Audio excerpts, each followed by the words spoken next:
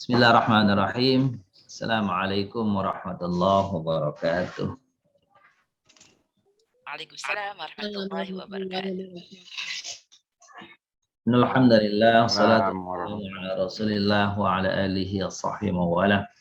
Asyhadu an la ilaha illallah wa la syarika lahu wa asyhadu anna sayyidina Muhammadan abduhu wa rasuluh. Allahumma shalli wa sallim wa barik ala nabiyyina Muhammadin wa ala alihi wa sahbihi. Subhanaka la ilma lana illa ma 'allamtana innaka antal alimul hakim. Tub alaina ya maulana innaka antat tawwabur rahim wa 'allimna min ladunka ilman nafi'an ya dzal jalali wal ikram. Ayo sahabat sayyidat Bapak Ibu muliakan, bersyukur kehadirat Allah SWT bahwa pada hari ini kita masih diberi oleh Allah kemampuan, kesehatan sehingga bisa kembali hadir bersama-sama dalam majelis ilmu di Senin pagi hari ini. Salawat dan salam pada baginda Nabi besar Muhammad sallallahu alaihi wasallam serta para keluarganya, para sahabat, para tabi'in dan orang-orang yang setia mengikuti sunnahnya sampai akhir zaman. Amin ya rabbal alamin. Nurahibu bikum ahlan wa sahlan fi sabahin al-yaum. Selamat bergabung Bapak Ibu di pagi hari ini. Ada yang sudah hadir dalam Zoom kita, mungkin ada yang dalam proses, ada dalam perjalanan, gitu ya. Hati-hati yang sedang perjalanan, mudah-mudahan sambil mendengar, sambil mengikuti dan tidak hilang fokus kalau sedang berkendara ya Bapak Ibu. Bapak Ibu muliakan, pada pagi hari ini seperti biasa kajian kita nanti akan ada dua bagian. Pertama adalah bagian tentang qawaid, yang kedua adalah bagian tentang tarjamah. Sebelum kita memulai sebuah rangkaian kajian kita pada pagi hari ini, mari bersama-sama kita membaca Ummul Kitab Surah Al-Fatihah sebagai permulaan muqaddimah dari kajian kita pada pagi hari ini. Al-Fatihah. Baik. Alhamdulillah. Bapak Ibu yang muliakan, pada pertemuan yang lalu kita sudah membahas berbagai macam tentang dhamir ya. Dhamir, ternyata dhamir itu ada yang mustatir, ada yang muttasil. Ada yang muttasil, ada yang munfasil. Ditinjau dari bagaimana keberadaannya, ada dhamir yang tersambung dan ada dhamir yang terpisah atau berdiri sendiri. Yang terpisah berdiri sendiri namanya munfasil. Gitu ya. Kalau yang tersambung itu namanya dhamir munfasil. Dhamir munfasil. Nah, dhamir dari sisi tampak dan tidaknya, dhamir dibagi dua. Ada dhamir yang tampak jelas, namanya dhamir zahir. Namanya dhamir zahir. Ada dhamir yang tidak tampak. Tidak tampak. Namanya dhamir mustatir. Namanya dhamir mustatir. Itu ya Bapak Ibu ya. Itu dhamir dari sisi kemunculannya tampak atau tersembunyi. Di dalam fi'il madhi yang tersembunyi, dhamir itu ada dua. Pada fi'il mudhari yang tersembunyi itu ada 5. Sedangkan pada fi'il amr yang tersembunyi itu ada 1. Nah, kita punya rumus 2, 5, 1. Pada fi'il madhi, 5 pada fi'il mudhari, 1 pada fi'il amr. Karena itulah dhamir-dhamir apa namanya, dari sisi pembagian-pembagiannya. Kita akan lanjutkan bahasan kita, akan berpindah yaitu tentang ismul isyarah. Bapak Ibu lihat halaman 43 di buku kita. 43 di buku kita.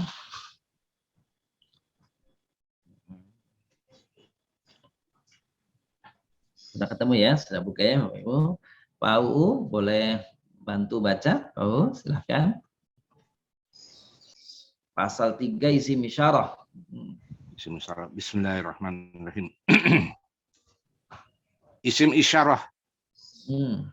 Apa yang dimaksud dengan isim isyarah itu?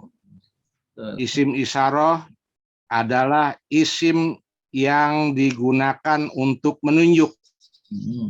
Baik menunjuk orang, hewan, maupun benda lainnya. Terus? Ada berapa macam isim isyarah itu? Perhatikan bagan kata tunjuk berikut ini. Jenis muzakkar tunggal. Jarak yang ditunjuk. Haza dekat. Zaka menengah. Zalika jauh. Kedua, jenis muzakkar dua. Dekat, hazani menengah, zanika jauh, zanika. Ketiga, muzakkar jenis muzakkar jamak. Dekat, haulai menengah, ulaika jauh, ulalika. Keempat, jenis mu'anas tunggal. Jarak yang ditunjuk dekat, hadhihi. Menengah, kika. Jauh, tilka. Kelima, jenis mu'anas dua. Dekat, hatani. Menengah, tanika. Jauh, tanika. Keenam, jenis mu'anas jamak. Jarak yang ditunjuk dekat, haulai. Yang menengah, ulaika. Yang jauh, ulalika. 7, jenis khusus tempat. Jarak yang ditunjuk dekat, huna. Menengah, hunaka. Jarak jauh, hunalika. Alhamdulillah. Syukran. Pak UU. Bapak Ibu yang muliakan, tadi sudah dibacakan untuk kita ya. Bagaimana ternyata penggunaan isim isyarah itu ada 3. Ada jarak dekat, ada jarak menengah, dan ada jarak jauh. Dari 7 yang dibacakan oleh Pak UU tadi, kalau Bapak perhatikan nomor 3 dan nomor 6 itu muzakkar dan muannas sama. Jadi nomor 3 dan nomor 6 itu sama. Untuk muzakkar dan muannasnya sama, yaitu untuk muzakkar jama' haulai, ulaika, ulalika. Wawunya tidak dibaca, hanya untuk penunjukan bahwa hamzah itu dhammah. Ulaika, begitu. Nah, kita lihat dari nomor 1, hadza itu ini, ya. Kalau agak jauh itu zaka, agak jauh itu zaka. Jauh, jauh. Zalika. Jadi apa namanya? Zaka itu digunakan untuk menunjuk, gitu, untuk menunjuk benda yang agak jauh. Itu fadzaka. Di dalam Al-Quran yang zakat tidak kita temukan. Tapi kalau zalika banyak, hada banyak. Itu ya. Hada banyak, zalika banyak. Yang zakat itu apa namanya sedikit. Bukan sedikit, nggak kita temukan. Muzakkar 2, hadzani. Bunyi duanya zanika, zalika. Coba Bapak Ibu buka surah ke-28 dalam Al-Quran ayat 32. Buka mushafnya. Surah ke-28 surat apa ya Bapak Ibu? Al-Qasas ya Ustaz. Al-Qasas. Ayatnya ayat ke-32. Ayatnya ke-32. Bu Nati sudah ketemu, Bun? Ya. Ustaz ya. Sudah ya? Boleh baca, Bun? A'udzu billahi minasyaitonir rajim. Bismillahirrahmanirrahim. Usluk yadaka fi jaybika takhruj bayda'a min ghairi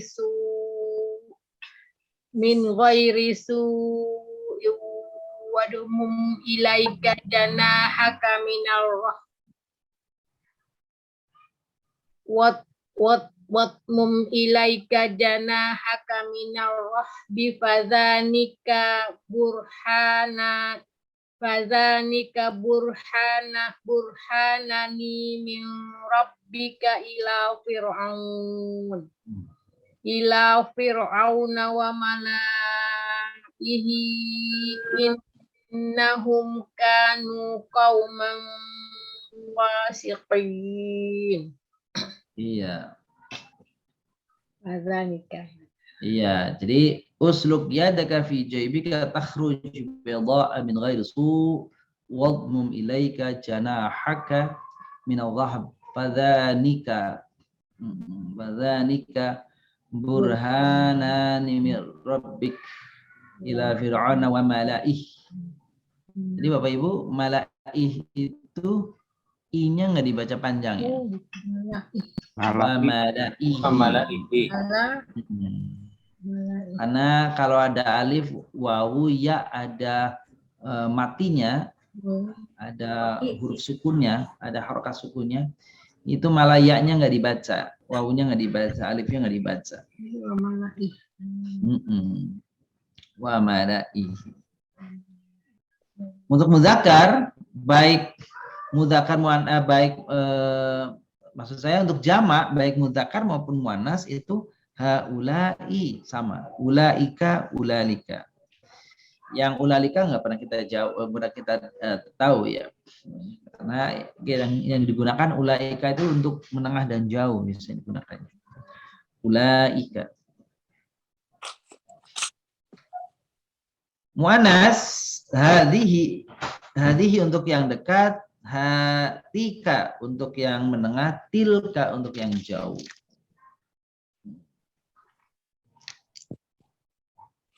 Kayaknya yang nomor 2 itu ngikutin pola ini, Bapak Ibu. Nomor 5 kita lihat ya. Muannas 2 hatani, muannas 2 menengah tanika, muannas 2 jauh tanika. Kayaknya nomor 2 itu begitu juga tuh. Zanika. Nah, ada tasdidnya itu. Yang nomor 2 tadi tuh. Ada tasdidnya. Zanika sama zanika. Muannas jamak haulai, ulaika, ulalika. Dan untuk tempat, khusus untuk tempat, Huna untuk dekat, hunaka jauh, hunalika jauh. Dalam Al-Quran ada kata hunalika disebut di dalam Al-Quran. Hunalika itu kalau kita cari di dalam Al-Quran itu hunalika itu ada 9 kata. Coba Bapak Ibu buka surah surah ketiga, surah Ali Imran ayat 38. Pak Samsul, coba bacakan Pak Samsul. Ali Imran ayat 38. 38. Baik. Ya. A'udzubillahi minasyaitonirrajim. Bismillahirrahmanirrahim. Hunalika da'a Zakaria rabbahu. Qala rabbi habli min ladunka dzurriyyatan thayyibah. Innaka sami'ud du'a. Alhamdulillah. Ada apa ya? Mana? Yang itunya. Yang Hunalika. bagian isi bicaranya yang jauh. Ya, Hunalika. hunalika. Kalau huna artinya apa? Yang dekat. Di sini. Di sini. Kalau hunaka Di Sana. sana tapi nggak jauh. hunalika Sangat jauh. Di sana banget. Jauh sekali. Hunalika. jadi kalau Hunalika. bahasa Indonesia apa ya? Di sanalah. Jauh di Iya. sana. Di Sanalah kan sanalah. hunalika. Jadi Ya. kalau hunaka Jauh di Nun sana. jauh di sana. Dan jauh di sana. Jauh di Ya. sana. Iya. Nggak terlihat. Jadi mungkin begini, ini sih bahasa Indonesianya ya, Nah, jadi Bapak Ibu tahu kalau huna itu dekat, hunaka itu jauh, kalau yang jauh banget hunalika. Itu kalau di bahasa Indonesia kan begini mungkin, huna itu di sini, kalau hunaka itu di situ. Oh, Di ono. Di ono. Hunalika di sana. Hunalika di sana. Di sana. Di sono. Atau pakai bahasa Jawa di sono. Gitu ya. Jadi tapi terlepas dari terjemahannya di sini di sono atau di situ, kita tahu bahwasanya hunalika itu menunjuk jarak yang sangat jauh, untuk jauh yang banget itu hunalika. Pak Ustadz, mohon maaf izin. Silakan. Perbedaan yang mendasar Iya. dari isim isyarah itu dekat, kemudian menengah sama jauh itu Iya. ada perbedaan yang mendasar enggak? Sehingga ada pengertian dekat, menengah, jauh. Artinya ada jarak berapa meter gitu loh. Ini kan isim ya. Bicara soal isim kan harus ada kejelasan gitu loh. Apa Benar. memang tidak ada gitu loh. Makasih. Baik, makasih Mas Samsul. Jadi sebenarnya di dalam kaidah-kaidah buku-buku kaidah bahasa Arab tidak ada penjelasan mengenai jarak secara spesifik ya untuk dekat, menengah dan jauh itu. Hanya saja misalkan kalau lebih ekstrim, kalau yang dekat itu yang dipegang itu, ada yang dipegang itu kan, itu lebih spesifik begitu. Ya kalau yang ditunjuknya apa namanya itu tidak yang dipegang itu yang menengah. Tapi kalau yang jauh itu hunalika. Jadi sekali lagi tidak ada yang spesifik jaraknya sekian. Nah ini ada tambahan penting. Penunjukan hadza dzalika itu kadang-kadang di dalam Al-Qur'an tidak semata-mata berdasarkan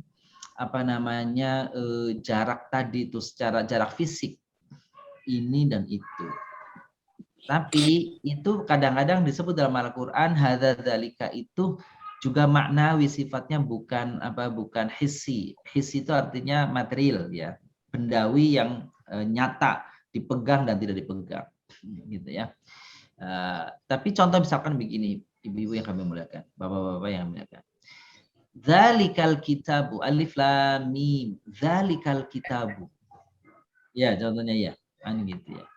Maka penyebutan ayat dzalikal kitabu itu padahal Al-Qur'annya kan kita pegang.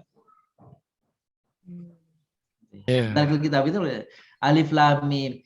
Quran ini sebagai petunjuk bagi orang-orang yang muttaqin, tidak ada keraguan sedikit pun di dalamnya. Maka dalam hal ini para ulama tafsir menyebut zalika itu tidak menunjukkan bahwa dia letaknya jauh di sana Al-Quran itu, tidak. Tapi sebenarnya Al-Quran yang ditunjuk itu ya Al-Quran yang kita baca, yang kita pegang ini dekat. Tapi kenapa pakai zalika? Nah, di sini para ulama tafsir itu keluar memaknai zalika di sini keluar dari makna lafaz. Dalam artian tidak terlepas dari dekat, menengah dan jauh tadi. Tapi apa? Itu penunjuk jauh untuk menunjukkan keagungan Al-Qur'an itu. Agungnya Al-Qur'an itu besar. Jadi ditunjuk dengan kata itu. Kalau fisiknya, mushafnya itu ya dekat ya, udah kita pegang, ini loh Al-Quran ini yang kita pegang mushafnya ini.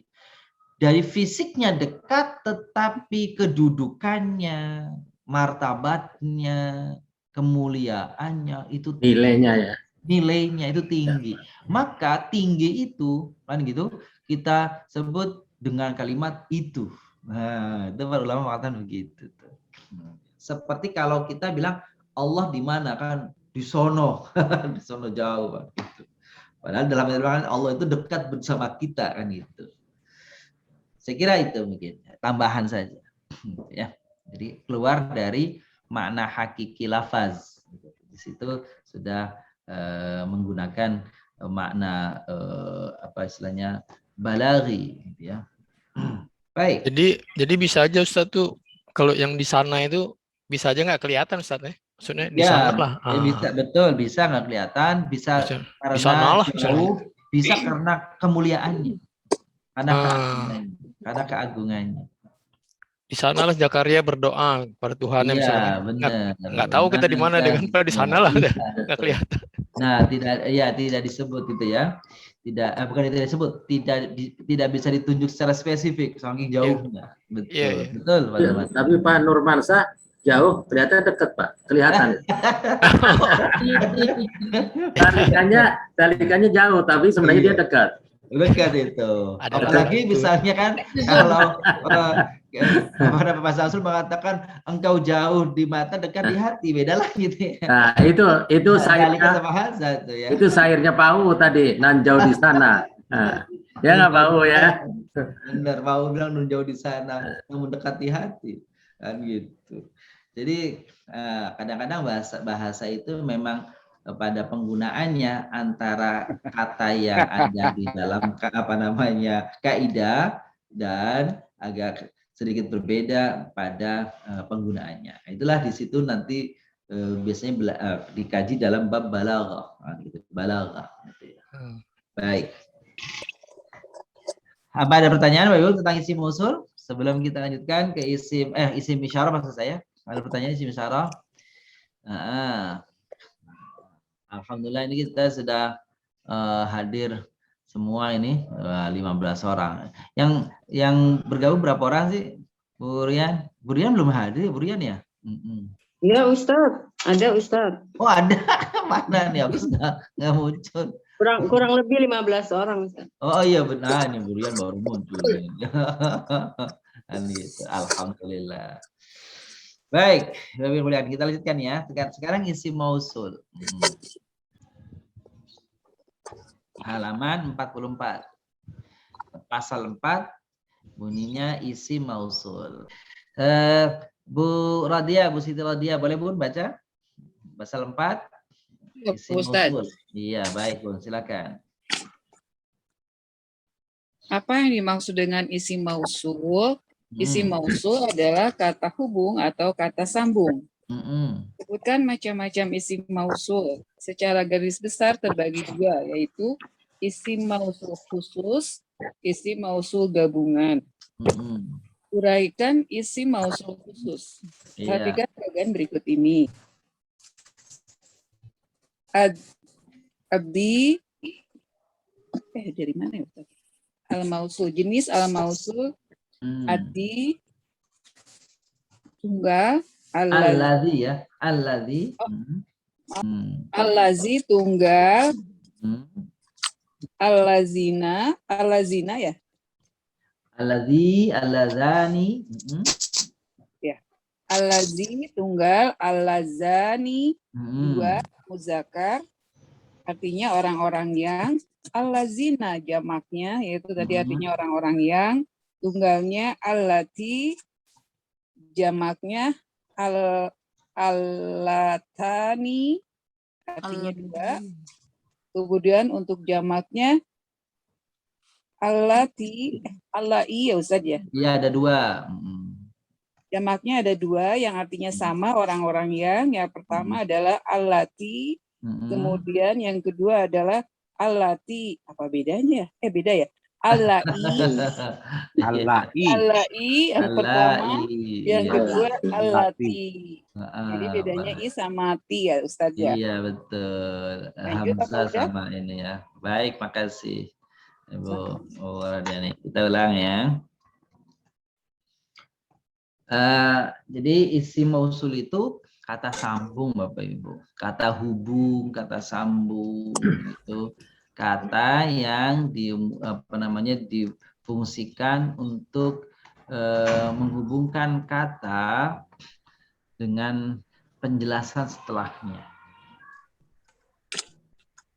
Itu namanya isim mausul. Nah, namanya juga isim, maka dia isim. Ya. Kita lihat dalam kalimat ini contoh, Bapak Ibu.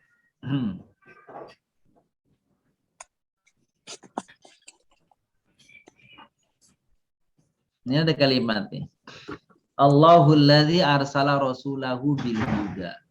Allah yang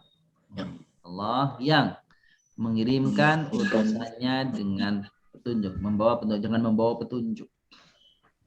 Gitu ya. Isim mausulnya itu alladzi. Isim mausulnya alladzi. Nah, setiap isim mausul, itu mesti ada penjelasan, ada kalimat yang datang setelahnya, mesti setelahnya datangnya. Dan fungsinya itu menjelaskan.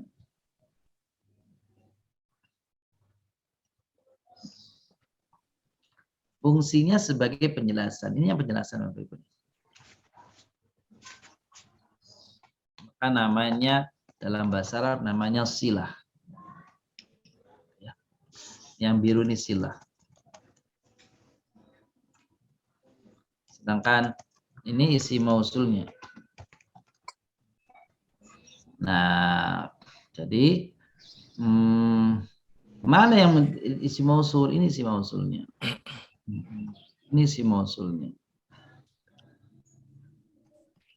Mana silahnya? Ini silahnya. Sebentar. Silahnya yang mana? Silahnya yang alladzi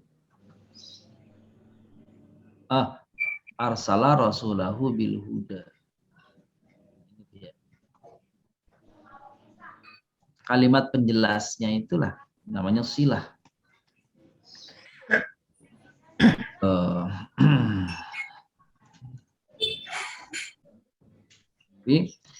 Nah, kalimat kita coba Bapak Ibu ya. Kita ganti-ganti. Apa yang dimaksud dengan bahwa isim mausul itu mesti ada mudzakkar, ada muannas dan sebagainya itu. Nah, dia contoh yang lain nih Bapak nih. Misalkan kalimatnya zalikar rajulu alladzi a'rifuhu.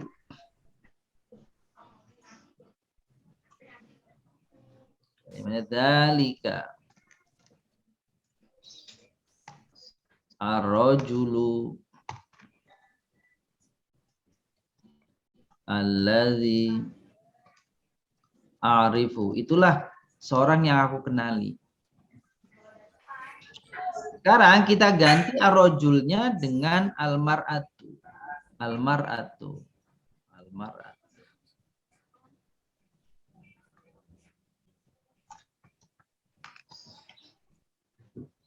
Al-mar'atu itu berarti perempuan, seorang perempuan. Maka kalau katanya diganti dengan al-mar'ah,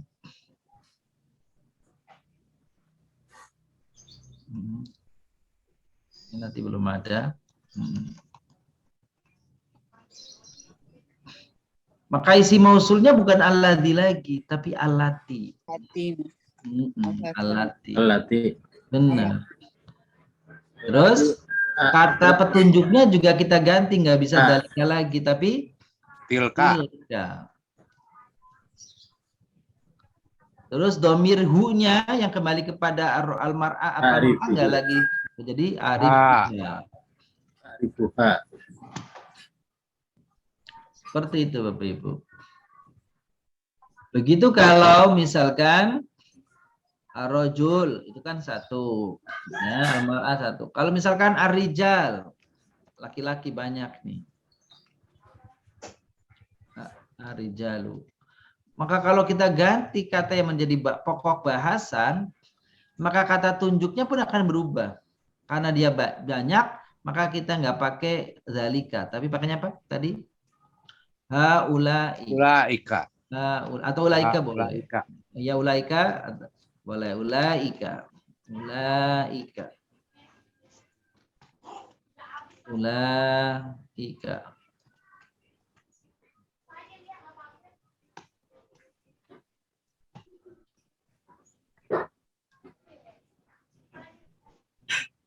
Ulaika.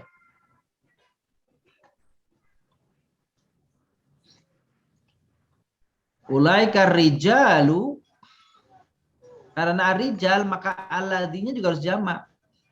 Berarti apa bunyinya? Alladzina. Arifuhunya juga ganti. Arifuhum. Nah, karena banyak. Coba Bapak Ibu, sekarang Bapak Ibu siapkan tulisannya. Arijalnya saya ganti. Nah, silakan ya dirubah di Bapak Ibu ya. Anissa, coba kasih waktu 3 menit, coba ganti Bapak Ibu. Anissa, ya silakan. Ganti semua yang perlu diganti.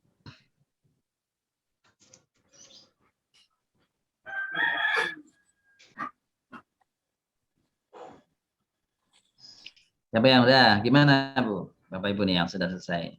Kalau Anissa, jadi digantinya gimana? Ustaz. Ya, silakan, Pak. Ulalikan nisa'i wallati a'rifuhunna. A'rifuhunna. A'rifuhunna. Isi mausulnya apa? Allati. Yang kurang panjang. Allati. Allati. Yang panjang la-nya. Allati. Begitu. Allati gitu ya. Atau allai gitu.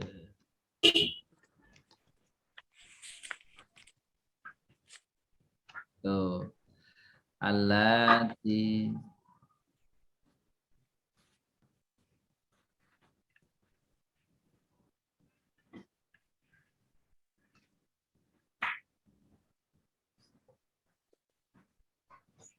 Ustaz mau nanya boleh nggak? Iya, silakan. Yang contoh pertama yang tadi udah dihapus sama Ustadz, Allah itu zat yang ya. Tadi kalau nggak salah di contoh pertama Allahul Lazi. Sementara di buku Al-Lazi itu kan untuk muzakkar tunggal ya Ustadz. Iya betul. Memang Allah itu dikategorikan masuk, bukan kategori, masuk pada lafadznya itu mudzakkar mufrad. Ini contohnya muncul lagi. Wal Allahul ladzi arsala rasulahu bil huda. Jadi Allah alladzi. Gitu. Yang jadi pertanyaan apanya, Bu? Allah itu kan zat, tapi kalau dilihat dari sini berarti kalau muzakkar berarti dia condong ke laki-laki dong Ustaz. Jadi tidak dimaksudkan bahwa Allah itu, kalau Allah nggak berjenis, secara zat dia tidak berjenis. Tetapi secara lafaz kata dia jenisnya mudzakkar. Baik, secara lafaz ya. Iya lafaz, betul. Baik, iya, malaikat juga tidak berjenis kan gitu. Tapi secara Sama ya, lafaz, masuknya ke muzakkar ya. iya, masuknya ke muzakkar. Dominan memang kalau yang ini adalah muzakkar. Baik. Baik, makasih. Yang lain, Bapak Ibu? Nah, bagaimana kalau benda? Nah ya. Jadi ulaika tadi kalau Pak U misalnya ulalika boleh sih. Tapi pakai ulaika saja boleh atau haulai juga boleh. Karena ulaika sama ulai sama untuk jamak dua-duanya. Kalau benda misalkan, nih kita lihat Bapak Ibu nih. Ini kita Alkitab, ya Alkitab misalkan kita ganti nih Alkitab. Alkitab kan benda.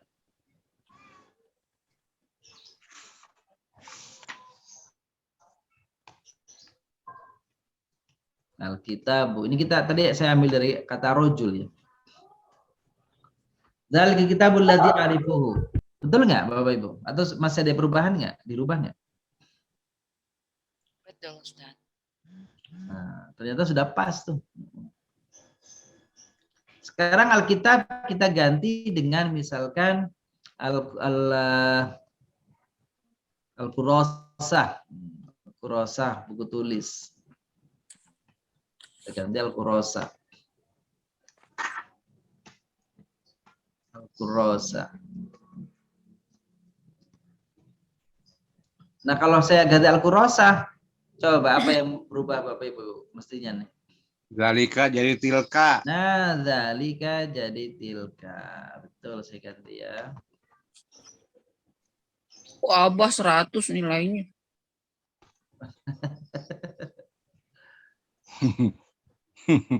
Tilka, Al-Qurrasah. Terus apa lagi? Haulai. Haulai. Ini yang di Kan layar. muannas. Ini muncul nggak sih Bapak Ibu Oh, di layar. Iya. Allati. Alati, benar. Alatinya diganti alati. Allati A'rif, fuha. arifuha. Rifuha. Ini contohnya muzakkar mufrad ya. Ini contoh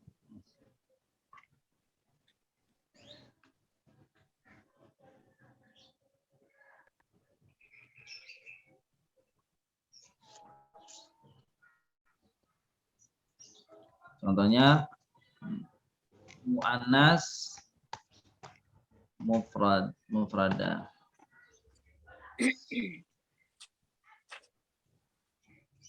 Kalau rijalu contoh dari apa Bapak Ibu? Muzakkar.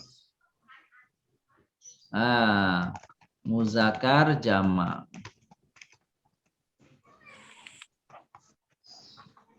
Kalau Anissa contoh dari apa berarti ini? Muannas. Muannas jamak. Jamak. Muannas jamak.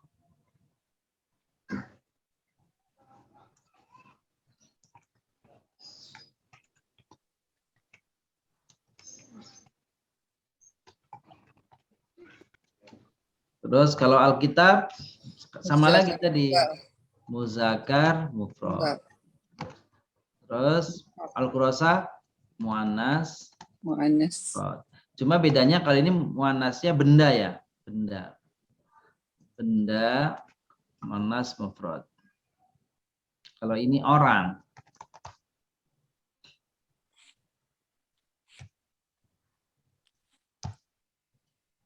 Ini orang.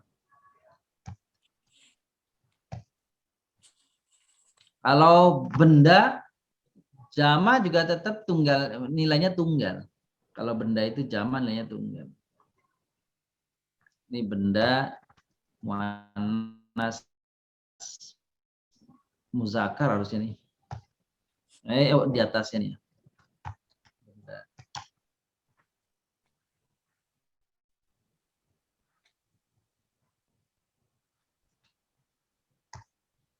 Anissa tunggalnya apa Ustaz? Anissa dia tunggalnya mar'ah. Enggak ada dia.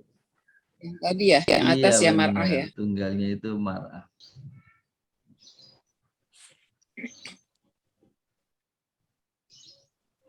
Tuh Bapak Ibu tuh.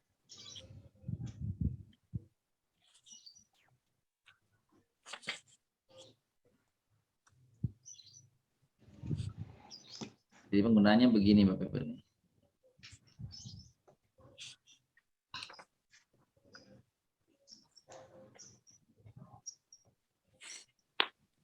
Coba kita kasih ini, kita kasih nomor supaya gampang. Nanti catat dulu. Tuh, Bapak Ibu. Baik, ada yang tanyakan tentang hal ini? Jelas, Ustaz. Alhamdulillah. Kalau sudah, kita akan lanjutkan. Ada isim mausul di bagian yang kedua nih. Isim mausul bagian yang kedua, namanya isim mausul mustarak. Isim mausul mustarak. Nah, bisa dibacakan nih, Bu Yanti boleh baca, boleh bantu baca Bu Yanti. Uraikan yang dimaksud dengan isim mausul gabungan. Isim mausul mistarok. Itu salah, bukan mistarok. Mustarok ya Bapak Ibu ya. Iya. Jadi itu harokatnya salah, bukan kasroh. Mustarok. Oh, mustarok. Iya.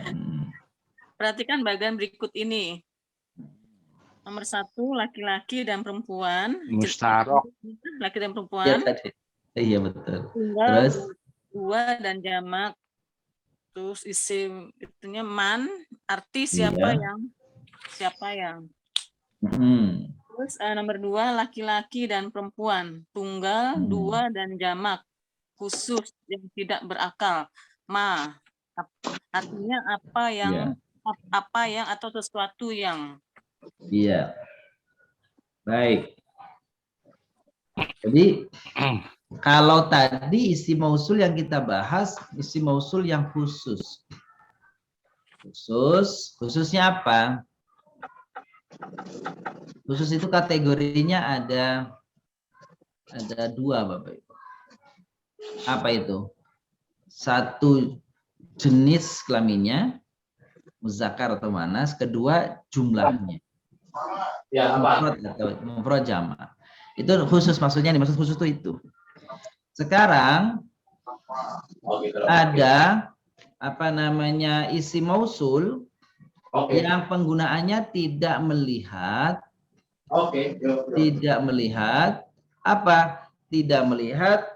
jumlah dan jenis. Jadi ada isim mausul yang tidak memperhatikan apakah dia laki-laki atau perempuan. Sama saja dipakainya.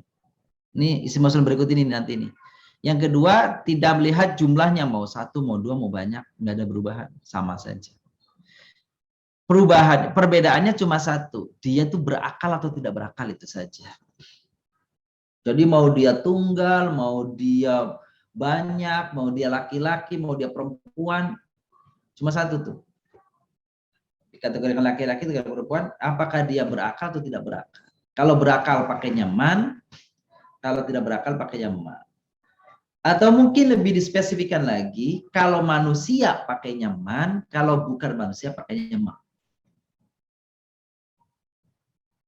Jadi Bapak Ibu, kalau Bapak Ibu mendengar ayat walillahi ma fis samawati wa ma fil ardh, itu secara kaidah, pendekatan kaidah, berarti ma itu berarti benda tuh.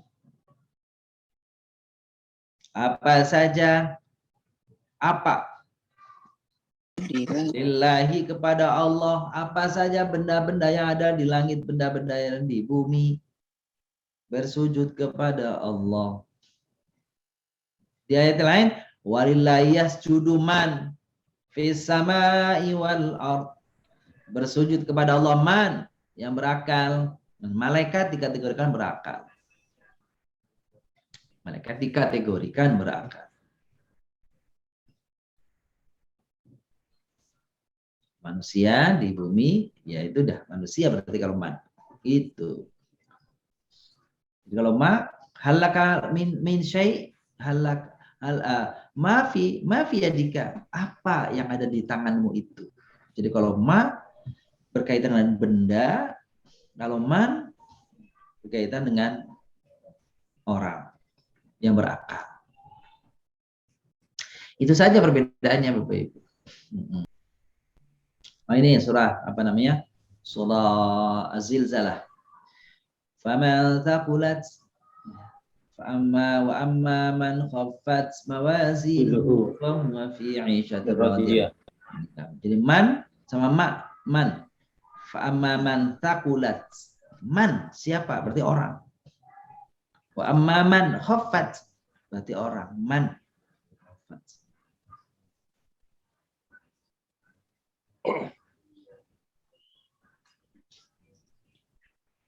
Yahdi may yasha, yahdi man yasha. Yahdi man yasha. Berarti Allah memberi petunjuk orang yang dia kehendaki. Allah memberi menyesatkan orang yang dia kehendaki. Nah, itu man berarti orang. Kalau ma berarti benda. Maaf Ustadz, kalau yang dimaksud benda itu bisa mati, bisa hidup ya Ustadz? Nah, benda mati, benda hidup, iya. Ya, misalnya ikan itu benda hidup, tetapi dia bukan manusia kategorinya ya. Maka dia ma pakainya. Hewan itu ma pakainya. Syukron Ustadz. Bagaimana? Jam tangan bisa mati, bisa hidup. Oh, bukan itu. Yang dimaksud hidup itu roh. Ya, roh. Bukan jam tangannya hidup. Tangan gak ada baterainya koit, Pak. Maksudnya yang dimaksud hidup itu punya roh. Hewan itu punya roh. Ngerti tadi. Iblis nggak? Iblis itu termasuk betul hidup apa? Iya, iblis itu man. Man ya? Iya. Ada lagi? Paham ya Bapak Ibu ya? Insyaallah. Ya, saya kira itu untuk bahasan kita hari ini. Bahasanya tentang dua hal, isim isyarah dan isim mausul. Ustaz, mohon izin Pak Ustaz tanya. Monggo. Soal isim mausul itu kalau kita lihat di Quran itu pada konteks bagaimana Allah memberikan firman-Nya ada man dan ma. Apa dalam soal akidah, apa soal ibadah, apa ada soal-soal yang lain sehingga firman itu diturunkan pada Nabi Muhammad jelas gitu loh. Makasih. Baik, makasih Pak. Al-Quran secara umum mengikuti kaidah ini. Meskipun Al-Quran bukan artinya Al-Quran itu tunduk pada kaidah, salah. Tapi kaidah yang sesungguhnya bersumber dari Al-Quran, gitu ya. Jadi kaidah-kaidah bahasa Arab itu nahwu, sorof itu sumbernya Al-Quran, tunduknya pada Al-Quran. Justru kaidah itu hanya menjelaskan. Kalau Al-Quran bicara begini, oh ternyata kaidah memberi informasi kepada kita. Jadi kalau di dalam Al-Quran penggunaan man itu tidak tidak berkaitan dengan akidah. Mayyu'min billahi wal yaumil akhir, ya siapa saja, gitu ya. Itu saja. Mayyat tabi rasul, ya siapa saja, orang kafir sekalipun itu man. Gitu ya. Ya. Jadi sekali lagi tidak berkaitan dengan akidah, suku, bangsa, itu man berlaku secara umum. Siapa saja yang dimaksud manusia pakainya man. Kalau apa saja dikategorikan bukan manusia meskipun dia hidup pakainya ma. Apa misalkan tuh hewan itu meskipun dia hidup tapi bukan manusia pakainya ma. Ya. Nah, lebih spesifik di dalam dalam kaidah disebut kalau ma itu tidak berakal. Kalau man yang berakal. Kalau berakal kan berarti manusia. Yang tidak berakal kan selain manusia. Gitu ya. Nah, tentang malaikat itu dikategorikan kepada man. Ya, itu. Kira itu, Pak Samsul. Baik, baik. Ya, sama-sama. Ada lagi, Bapak Ibu? Bila tidak, sudah jelas, alhamdulillah. Mari kita lanjutkan kepada sisi tarjamah. Hari ini kita memasuki surah Bani Israil. Surah Bani Israil. Terakhir ayat berapa Bapak Ibu? Terakhir ayat 76 Ustadz, sekarang 77. 77. Nah, sebelum kita terjemahkan, membaca dan menerjemahkan, silakan Bapak Ibu temukan dari ayat 77 sampai dengan ayat 80. Pertama, isim isyarahnya dulu jika ada, silakan. Adakah isim isyarahnya?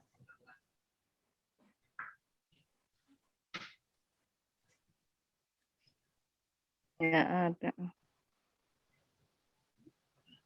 Tidak ditemukan ya isim isyarahnya. Tidak ada, ya. Iya, baik, sekarang coba temukan isim mausul ada berapa Bapak Ibu? Isim mausul tadi apa? Isim mausul. Kata sambung. Kalau isim mausul ada. Ada satu Ustadz. Ada satu, baik. Mantap. Ada berapa Bapak Ibu? Satu Ustadz. Ada satu saja ya. Ada satu. Yang mana itu pada ayat berapa itu? Ayat pertama. Ayat Ini kan 77. 77. Kok Iya, masih kok pertama adalah di Masih atas. ayat Kok memang- 77 Ustadz. Oh, Iya, betul 77. Pertama yang dimaksud Pak Nur Mas adalah pertama barisannya di atas ya. Sunnataman qad arsalna. Sunnataman Qad arsalna. qad arsalna. Iya. Min qablik mir rusulina. Hati-hati antara man sama min ya. ini itu huruf jar. Kalau min huruf jar, iya. Kalau man isim mausul. Baik. Oke. Jadi setiap berarti kalau man itu isim mausul ada silahnya. Coba yang mana Bapak Ibu silahnya? Arsalna. Qad arsalna. Qad arsalna. Salna. Itu silahnya. Ya, coba ayat ke-70. 77 Pak Nur Masyad, tafadhal dibaca Pak. A'udzu billahi minasyaitonir rajim. Bismillahirrahmanirrahim. Sunnata man qad arsalna qablaka min rusulina wa la tajidu li sunnatina tahwina. Masya Allah. Ketetapan yang demikian itu merupakan ketetapan bagi para rasul kami yang kami utus sebelum engkau dan tidak akan engkau dapati perubahan atas ketetapan kami atas perubahannya. Iya. Sunnata itu tradisi, ketetapan, tradisi, kebiasaan. Tradisi siapa? Tradisi man qad arsalna, man siapa saja yang kami utus, yaitu para rasul.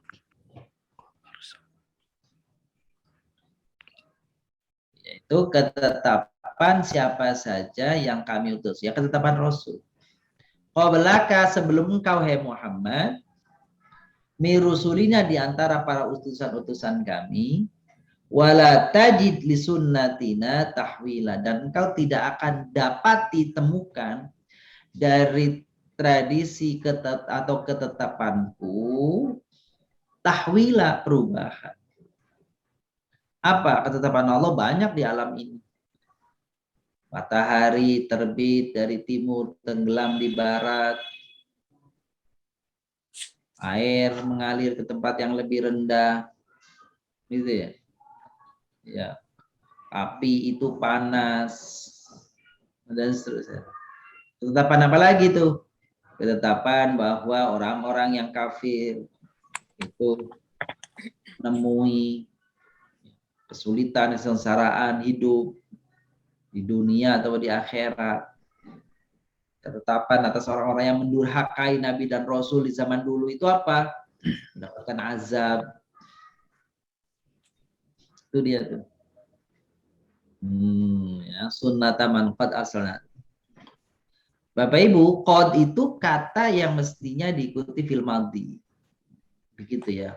Maka artinya sungguh menunjukkan kemantapan perbuatan yang telah terjadi. Itu qad. Tapi kalau qad diikuti fil mudhari' bisa saja qad itu diikuti fil mudhari', maka artinya bukan pasti telah terjadi. Tapi artinya kadang-kadang. Ya. Qad ya'lamul ladzina, misalkan. Kadang-kadang orang-orang itu mengetahui, kadang tahu, kadang enggak. Jadi kalau qad diikuti fil mudhari', maka qadnya tidak diterjemahkan sungguh, tapi diterjemahkan kadang-kadang.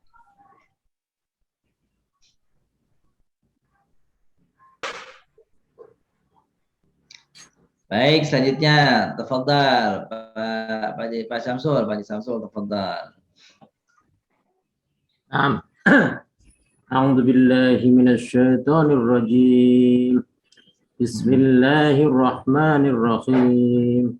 Aqimis sholata liduluki syamsi ila ghasaqil laili wa qur'anal fajr. Inna qur'anal fajri kana mashuda. Aqimis sholata, dirikanlah sholat. Dirikanlah sholat di dulu samsi karena tergelincir matahari ila ghasaqil laili, sampai gelap malam, wa qur'anal fajri, dan bacaan fajar atau subuh.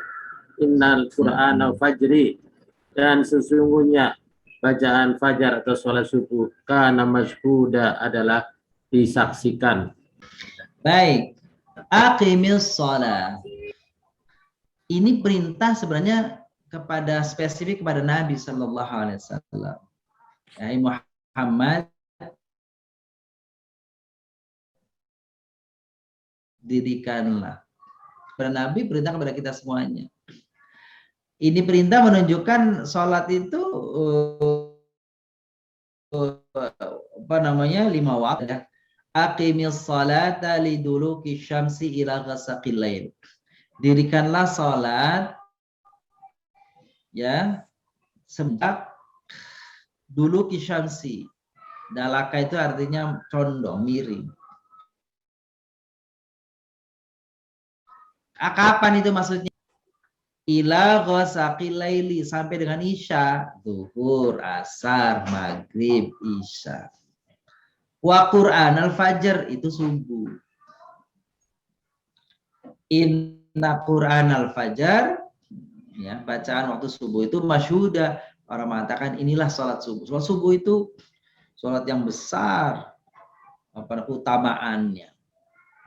Kenapa? Karena dia secara khusus disebut di dalam Al-Quran masyhuda, disaksikan oleh para malaikat. Itu para malaikat senang sekali kepada orang-orang bapak-bapak yang menitahkan kakinya untuk datang ke masjid untuk sholat subuh. Hadis Nabi SAW mengatakan, seandainya tahu orang apa faidahnya, manfaatnya, keutamaannya sholat di 2 waktu, asar dan subuh, pastilah dia akan mendatanginya meskipun dengan cara merangkak dari rumahnya. Sangat besar keutamaan 2 waktu itu, asar dan subuh. Itu Bapak Ibu. Oke, jadi Quran al-fajr, bacaan Quran waktu fajar, maksudnya sholat subuh. Sebut Nabi SAW itu, kalau baca sholat subuh itu, dalam kitab Al-Yawm Ma'an Nabi itu disebut rentangan ayat kalau membaca sholat subuh itu Rasulullah itu antara 60 sampai 100 ayat. Jadi bacaan Qur'annya itu Nabi kalau sholat subuh itu antara 60 sampai 100 ayat. Kalau sholat sendiri Ustaz maksudnya? Waduh. Atau sholat berjemaah? Sholat subuh mah pasti jamaah. Oh, berarti sholat berjemaah pun? Iya. Ya, berarti nggak berlaku yang ada yang itu ayat pendek-pendek itu kalau sholat berjemaah. Nah, kalau Nabi SAW sholat salat apa kita bilang salat fajar ya, salat fajar. Itu orang sangat cepat sekali. Maka para sahabat tuh bertanya-tanya, jangan-jangan Rasulullah lupa baca Fatihah nih, lupa baca surat, lupa baca Fatihah, gitu ya. Saking terasa cepatnya. Ternyata Nabi menjawab, saya tadi membaca rakaat pertama itu Al-Kafirun, rakaat kedua itu Al-Ikhlas. Jadi kalau Nabi baca Al-Kafirun, Al-Ikhlas itu orang menganggap bahwa seakan-akan dia nggak baca apa-apa. Itu berarti perbandingannya dengan bacaan kalau dia baca yang lain. Gitu ya. Jadi memang apa sunnah atau macam mana tuh Ustaz? Kalau kita jadi imam tuh baca surat yang panjang-panjang itu kayak Rasul. Iya, jadi kayak tentu gitu. Sunnah sebenarnya panjang, tapi harus dikondisikan, lihat kondisi jamaahnya. Kondisi jamaahnya, itu ya. Jadi surat-surat pendek itu dimulai dari surat pendek itu dibagi 3 ya. Jadi surat pendek itu dibagi 3. Ada yang kisor itu berarti udah sangat pendek. Itu ya surat juz amma, surat dalam juz amma itu sudah sangat pendek tuh. Tapi surat-surat pendek itu dimulai dari surat Qaf. Dari surah ke-50 dalam Al-Qur'an.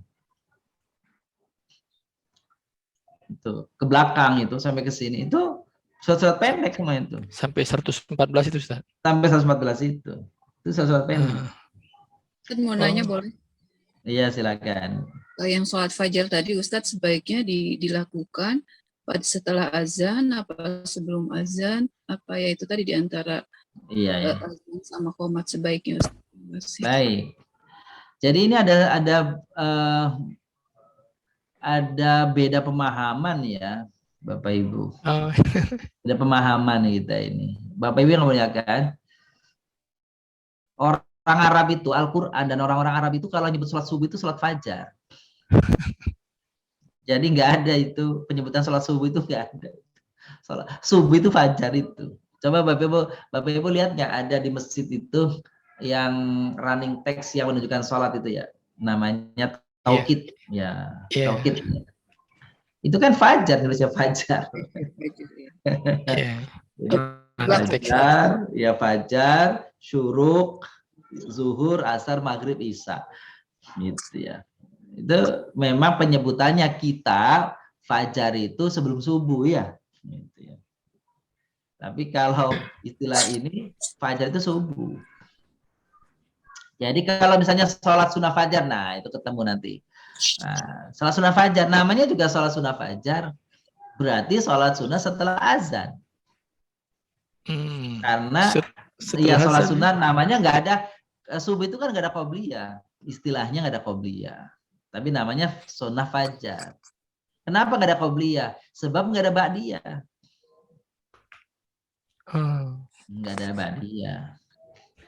Jadi, nah ini yang kalau yang saya baca dari kitab-kitab itu, yang dimaksud sunnah fajar itu, gitu ya, itu adalah setelah azan, antara azan dan iqamah. Rasulullah dalam hadisnya mengatakan raqatal fajri khairum minad dunya wa ma fiha. Nah, itu dalam konteks salat sunnah fajar.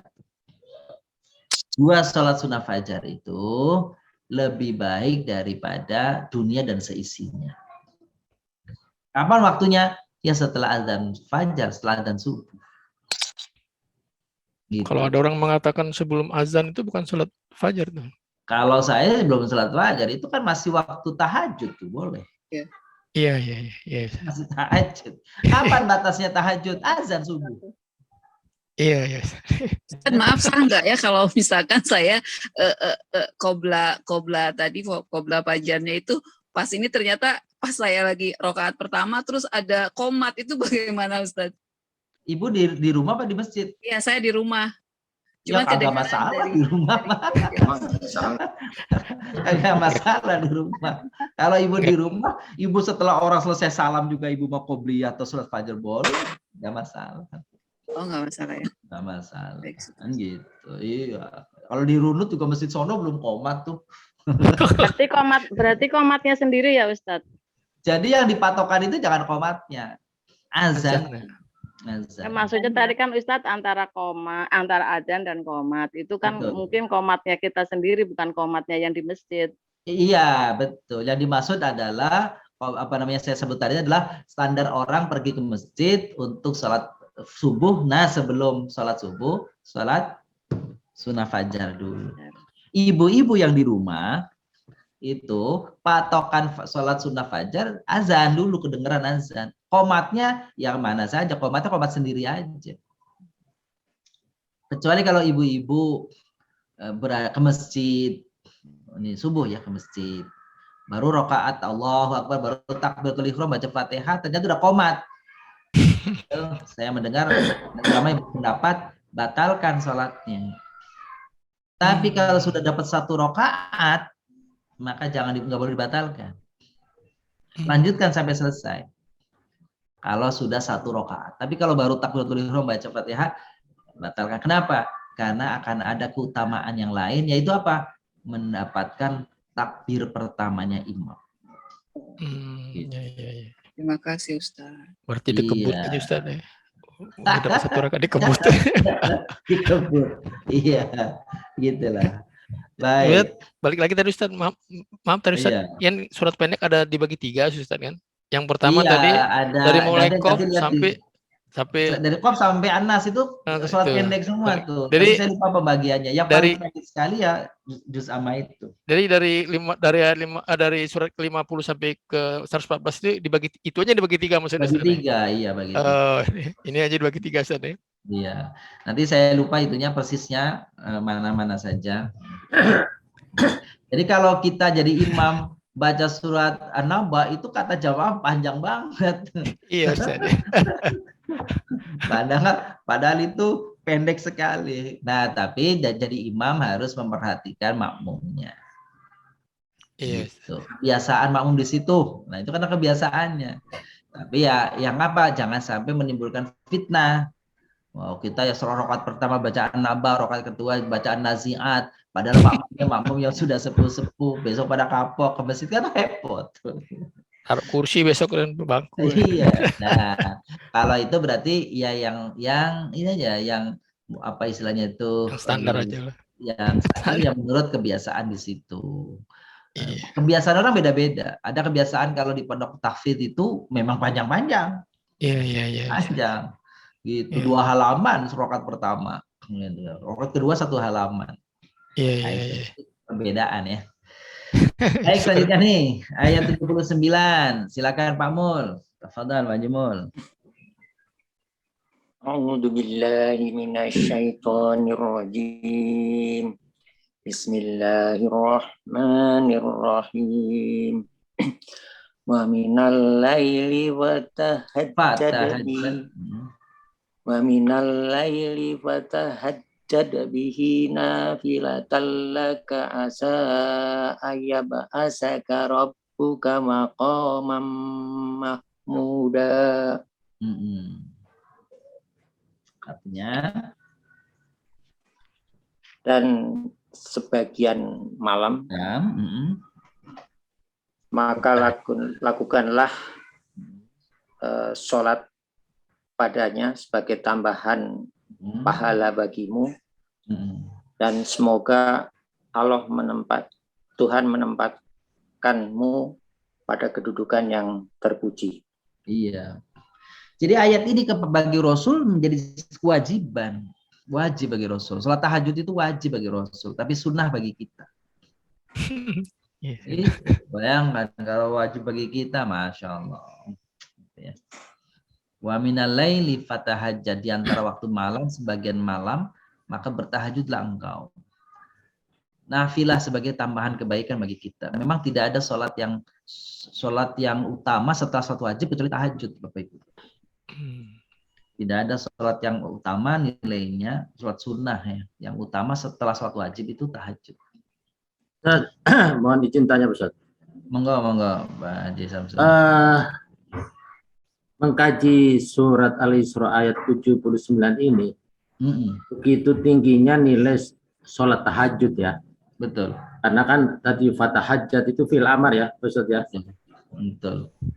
Ini Kalau saya bandingkan di surat Al-Furqan ayat 64 ya, itu kenapa memang surat sholat sunat tahajud aja yang disajarkan atau mungkin hampir sama dengan wajib, sedangkan sunnah-sunnah sholat sunnah yang lain tidak masuk di dalam Al-Quran, atau mungkin hanya tahajud aja yang di dalam surat Al-Isra ini masuk.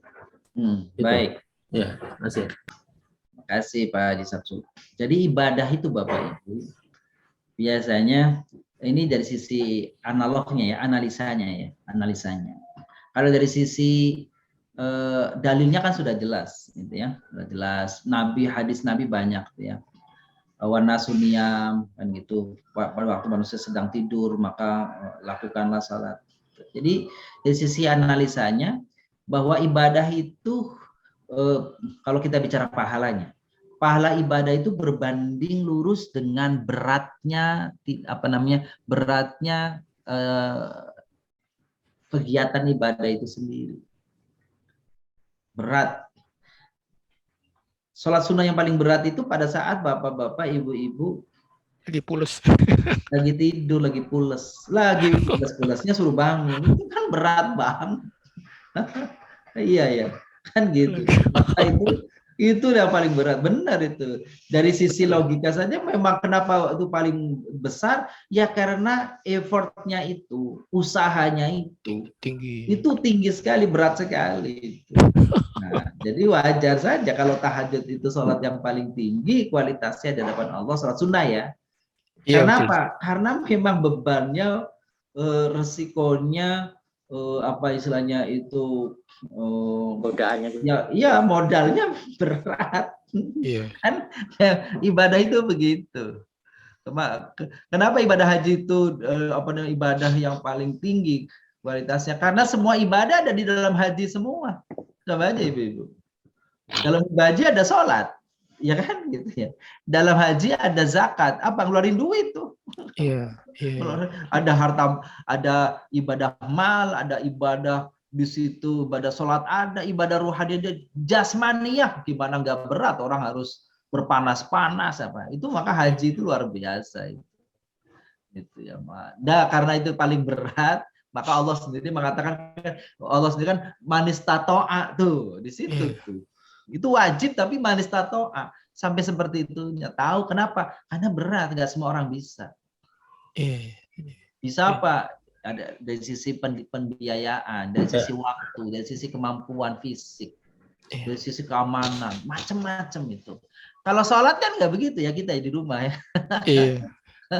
Itu makanya kalau haji itu luar biasa itu. Tapi sholat tahajud ini berat nih Ustaz. Alarm aja dihidupin jam 1, bangun 2:30 Ustaz. Itu luar biasa jam 2:30 bangun. Itu alarmnya kurang kenceng Pak Nurman. Enggak, udah hidupkan matiin lagi sampai 2:30. Alah belum 2:30 nih. Iya itu dia. Jadi saya kira jawabannya pas banget. Kenapa? Karena dibilang al-ajru biqadri thaqah, begitu kaidahnya. Al-ajru biqadri thaqah. Balasan itu sebanding dengan usahanya. Ada si A si B Bapak Ibu, si A si B kan gitu. Sholat tahajud 2 rakaat. Ya. Si A sakit, si B sehat. Waktunya sama. Maka pahalanya gedean si A yang sakit itu tetap bangun malam dibanding si B yang lagi sehat. Gitu. Itu beda. Karena kemampuannya dia tetap untuk bangun malam padahal dia lagi sakit, itu yang menjadikan dia lebih berat pahalanya. Sama Bapak Ibu, si A si B berinfak 100.000, sama-sama 100.000. Lebih gedean si B pahalanya daripada si A. Ini di luar dari para ikhlas ya, dua-duanya ikhlas. Gedean si B daripada si A. Kenapa Bapak Ibu? Si B orang miskin. Karena si B duitnya cuma 200.000. Oh iya. Si A duitnya juta-jutaan. 100.000 kecil bener. Iya betul. Itu ratusan juta di bank, ngasih 100.000 cemen gitu bilang. Oh cemen. Gitu. Si B cuma 200.000, dia kasih 100. Oh luar biasa itu. Iya. Jadi tidak hanya berapa nominal yang dikeluarkan, tapi lihat usahanya. Oh, iya. Berat untuk mengeluarkannya, itu kan beratan si B itu. Iya. Cuma ada duitnya 200 kok dikeluarkan 100, kan berat banget. Walaupun sama-sama ikhlas ya Ustaz. Sama-sama ikhlas, sama-sama nilainya, tapi berbeda kondisinya. Maka dibilang apa tuh? Al-ajru biqadri taqwa. Balasan itu berdasar kemampuan. Baik, kayak terakhir. Ustaz, tunggu satu lagi ini mungkin kebetulan dengan ada sangkut pautnya dengan ayat ini Ustaz. Apa tuh, Pak? Jadi di pengajian ini Ustaz, sekarang ada pengajian malam Jumat Ustaz. Iya. Ada anggota majelis yang keluar nggak ngaji lagi, dia ngaji sendiri aja. Gara-gara ini nih. Jadi gurunya bilang kan, kita sholat tahajud ini nggak ada niat ini, usoli sunatan tahajud. Jadi kalau ada yang buku yang tulis usoli sunatan tahajud, robek aja bukunya. Jadi temen ini, wah kok gini Ustaz nih? Memang nggak ada katanya kan. Jadi niatnya sholat apa Ustaz? Ya kan kita tanya juga kan. Saya pun nanya juga Ustaz. Niatnya sholat apa Ustaz? Yang kita tanya kan. Ya tergantung antum katanya. Kalau antum memangnya itu kan sholat lail, sholat malam. Biasanya orang kan sholat hajat, sholat tobat, sholat. Jadi apa memang nggak ada tuh Ustaz tuh usoli sunatan tahajud itu? Baik, makasih. Maaf Ustaz. Iya. Ini karena saya teringat, nih pertanyaannya apa? Saya teringat dengan ucapan, konon katanya ucapannya Buya Hamka ini.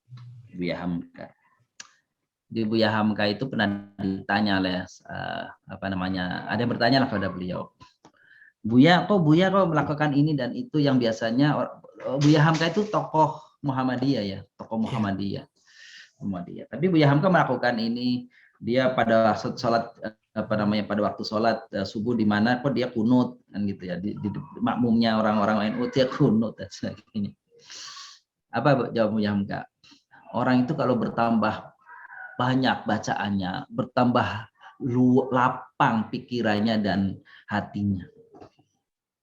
Orang itu kalau banyak membaca, tambah luas membacanya, tambah luas buku bacaannya, orang itu akan tambah luas hatinya, tambah luas pikirannya, tambah luas sikapnya. Saya tidak mengatakan bahwa, mohon maaf, bahwa beliau tadi yang guru tadi kemudian cetek ilmunya, enggak juga, saya enggak begitu. Tapi, saya enggak gitu juga Ustaz, cuman karena dibilang robek itu kan. Iya. Teman saya keluar. Tapi kalau saya baca dalam kitab fikih sunnahnya Said Sabiq, itu Said Sabiq jelas membagi dalam hal ini dua macam. Tahajud itu dua macam. Apa itu? Tahajud itu yang makna nama sholat khusus namanya tahajud. Ada tahajud dalam artian memang bangun dari waktu malam. Maka kalau yang definisi yang kedua, maka sholat sunnah apa saja di waktu malam namanya tahajud. Ya. Setelah tahajud yang aslinya dikerjakan ya Pak Ustaz ya. Iya, mau hajat, mau witir, mau apa, silakan aja. Itu namanya tahajud. Ya. Itu yang mana kedua. Tapi mana pertama disebut memang nama sholat. Jadi nggak bisa disalahkan kalau ada orang usoli sunat tahajud. Jadi kalau maksud saya sih, kita ini guru-guru ya, para ustadz, lebih banyak lagi membaca, lebih banyak lagi menggali ilmu supaya apa? Kalau ada jamaah bertanya itu jangan dikasih divonis ada pilihan-pilihan ya, bahwa kemudian si fulan gurunya tidak melaksanakan itu, ya itu perkara pribadinya. Ya, urusan pribadi. Gitu. Itu ya. Jadi maaf saya sih. Nggak apa-apa Ustaz ya, enggak. Karena saya jawab sama teman saya itu kan, kenapa nggak ngaji? Sejak ngomong gitu udah nggak serak lagi saya. Bapak baca aja yang apa yang udah Bapak ini Pak, yang udah Bapak baca bukunya, udah ada petunjuknya kan banyak bukunya itu. Mungkin dia ada lagi yang lain, mungkin dia dengan Habib lain. Ya, kita juga bapak-bapak, ibu-ibu kalau belajar entah sama saya sama siapa, ambil saja yang menurut Bapak cocok. Kalau yang nggak cocok nggak usah diambil, gitu aja. Gitu. Jadi kalau guru jangan kayak tadi temannya Pak Nurman, nggak cocok tinggalin, yang nggak cocoknya aja tinggalin. Kan soalnya sayang banget gitu Ustaz. Kan masih baik yang cocok. Ya syukuran Ustaz. Iya. Baik Pak U, terakhir Pak U, monggo. Bismillahirrahmanirrahim. Wa qur rabbi adkhilni mudkhala sidqin wa akhrijni mukhraja sidqin waj'al li min ladunka sultanan nasira. Masyaallah. Dan katakanlah olehmu ya Muhammad kepada Tuhanmu, masukkanlah saya sesuai dengan apa yang kamu masukkan yang benar, dan keluarkanlah saya dan keluarkan dengan secara benar, dan saya memohon kekuasaan dari sisimu untuk menolong diriku. Baik. Konteks ayat ini sebenarnya berkaitan dengan Nabi Shallallahu Alaihi Wasallam berhijrah ke Madinah ya, dari Mekah. Akhrijni mukhraja sidqin adkhilni mudkhala sidqin. Masukkan ke Madinah dengan cara yang baik ya Allah, keluarkan aku dari Mekah dengan cara yang baik. Maka Rasulullah pada waktu hijrah itu mengatakan, ya Allah, aku memang keluar dari negeri yang paling aku cintai, tapi aku menuju kepada negeri yang paling engkau cintai. Begitu kata Nabi. Aku keluar dari negeri yang hatiku itu terpaut erat di sana, Mekah maksudnya. Karena bagaimanapun Nabi kan lahir di sana. Tapi aku akan memasuki negeri yang paling kau cintai, Madinah, ya, yang kau ridhoi. Jadi nggak ada problem tuh. Bahkan Rasulullah doanya itu ya Allahumma adkhilni mudkhala sidqin wa akhrijni mukhraja sidqi waj'alni min ladunka sultanan nasira. Nah, itu konteksnya adalah di situ adalah masukkan Madinah dalam keadaan baik dan bagus dan aman, keluarkan juga nanti dari Mekah dalam keadaan baik dan aman. Dan Rasulullah sekeluar dari Mekah nanti 8 tahun di Madinah akan kembali lagi menuju Mekah dan menaklukkan atau membebaskan kota Mekah. Nah, jadi tapi meskipun doanya konteksnya Nabi Shallallahu Alaihi Wasallam, Bapak Ibu yang muliakan, Bapak Ibu bisa jadikan ini sebagai doa harian Bapak Ibu. Karena kita masuk pada satu kelompok, masuk satu daerah, masuk pada satu komunitas, masuk pada apa saja, itu bagian daripada doa kita. Allahumma adkhilni mudkhala sidqin wa akhrijni mukhraja sidqi waj'alni min ladunka. Jadi ini bagian, saya kira doa yang bagus bisa kita baca pada habis sholat kita, jika memang ada kesempatan untuk membacanya. Sholat tahajud ya habis itu. Bisa nggak Ustadz? Misalnya dipakai sebagai doa, misalnya kan kita keluar, maksudnya lahir dalam keadaan yang baik, kemudian nanti meninggal juga dalam keadaan baik. Misalnya kita doa ini tujuannya misalnya begitu Ustadz. Betul. Jadi lebih jauh lagi, lebih luas lagi. Ya Allah, Engkau keluarkan aku, artinya Allah Engkau lahirkan aku di bumi ini dalam keadaan fitrah, dalam keadaan suci, maka nanti kembalikan aku lagi, masukkan aku lagi ke bumimu, ya, wafatkan aku dalam. Jadi maknanya makna ayat doa ini besar luas, gitu ya, bisa lebih spesifik, bisa luas. Baik, gitu. Alhamdulillah, Bapak Ibu muliakan, subhanallah, hari ini kita sudah membahas tentang qawaid. Tadi ada isim isyarah, ada isim mausul, kan gitu. Lalu kita bahas tadi surah Al-Isra dari ayat 77 sampai 80. Mudah-mudahan semuanya memberikan bekal kepada kita kemanfaatan yang besar, dan duduk kita, silaturahim kita, kumpul kita di sini dari awal sampai akhir. Semoga Allah ridhai dan Allah balas dengan berbagai kebaikan. Amin. Kita tutup dengan doa astagfirullahaladzim, astagfirullahaladzim. Allahumma shalli wa sallim wa barik ala sayyidina wa habibina wa syafiina Maulana Muhammad. Wassalamualaikum warahmatullahi wabarakatuh. Kullu sahabati rasul ajma'in. Walhamdulillah rabbil alamin. Allahumma anfa'na bima 'allamtana wa 'allimna 'uluman tanfa'una. Allahumma arzuqna fahman nabiyyin wa hifdzal mursalin wa ilhamal malaikatil muqarrabin bi rahmatika arhamar rahimin. Wa sallallahu ala nabiyyina Muhammadin wa ala alihi wa sahbihi wa baraka wa sallam. Subhana rabbika rabbil izzati amma yasifun. Wassalamu alal mursalin. Alhamdulillah rabbil alamin. Syukran jazakallah. Assalamualaikum warahmatullahi wabarakatuh. Waalaikumsalam warahmatullahi wabarakatuh.